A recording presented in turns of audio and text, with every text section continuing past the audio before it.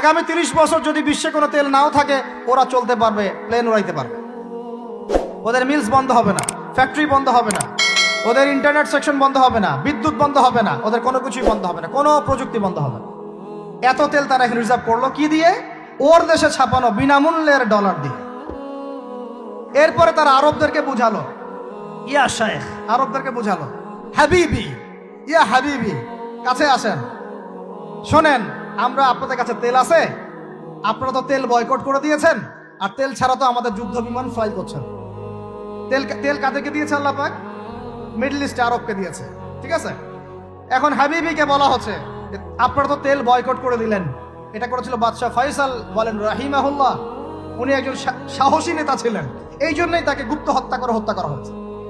সাহসী যারা, তাদেরকে গুপ্ত হত্যা করে এটা একটা সুন্নত, এটা মাথায় রাখবেন। খুব খুব ট্যালেন্টেড একজন দেখবেন, খুব ট্যালেন্টেড একজন বিজ্ঞানী দেখবেন, হঠাৎ নাই তাপাস করে মিসাইল এসে পড়ে গেল। এমন সূক্ষ্ম স্নাইপার দূর থেকে 12,000 কিলোমিটার দূর থেকে মেরে দিল, আপনার কলিজার মধ্যে ফেলে গেল। এগুলো জেনে বুঝেই আমরা প্রতিদিন সকাল করি, সন্ধ্যা করি, আলহামদুলিল্লাহ।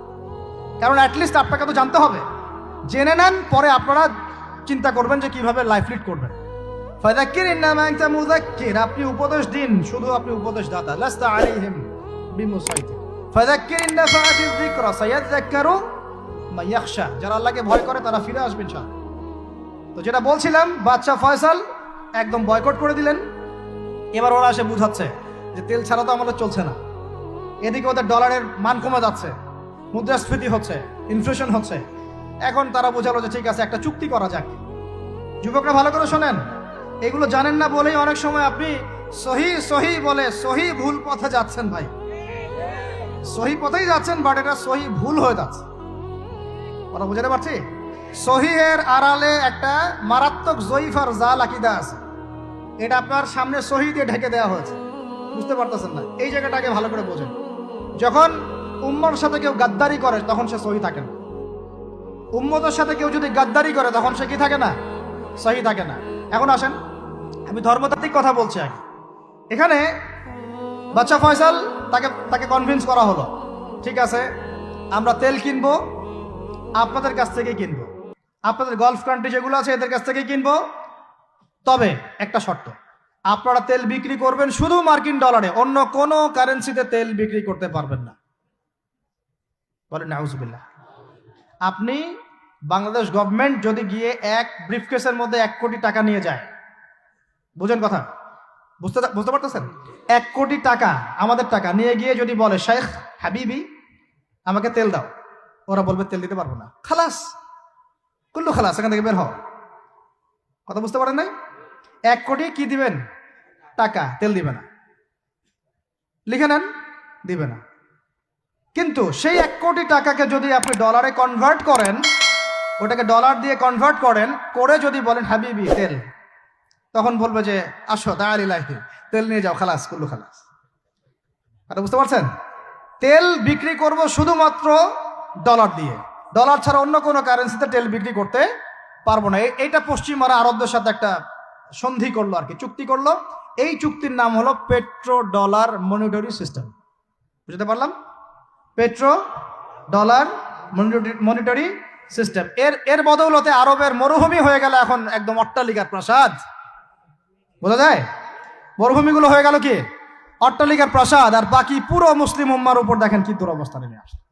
শুধু তাই না, ওই ডলার হলো একদম লিডার, কারেন্সির লিডার।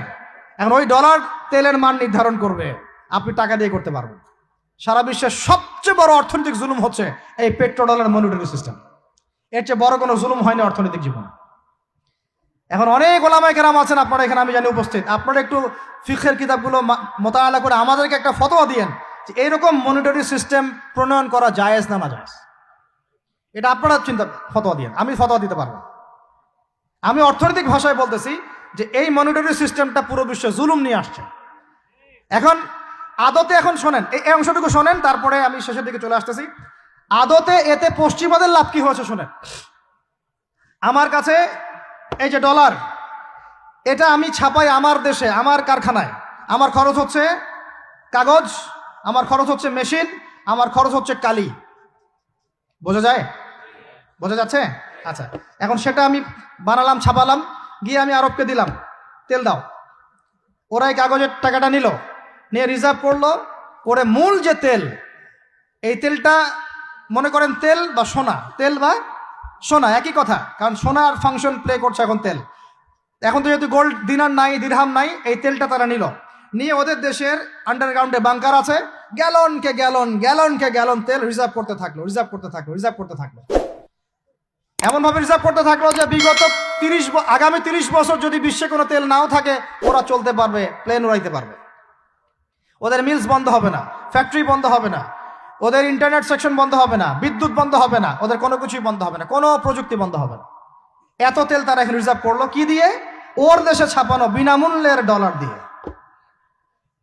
এবং সেই ডলারটা আমরা নিলাম, নিয়ে আমরা মাশাআল্লাহ অট্টালিকা নির্মাণ করলাম, আর মনে করলাম যে মাশাআল্লাহ আমি তো খুব ধনী হয়ে গেলাম, সমৃদ্ধি অর্জন করলাম। আদতে এখানে পশ্চিমাদের সবই লাভ। আমরা বলি না জালাও তাই কদু, সরি, আমরা বলি আম গেল সালাও গেল, তাই না? এখানে আমও তাদের, সালাও তাদের। আদতে আমাদের কিছু নাই। আপনারা হাসতেছেন, কিন্তু এইটা হচ্ছে সারা বিশ্বের সবচেয়ে বড় জুলুম।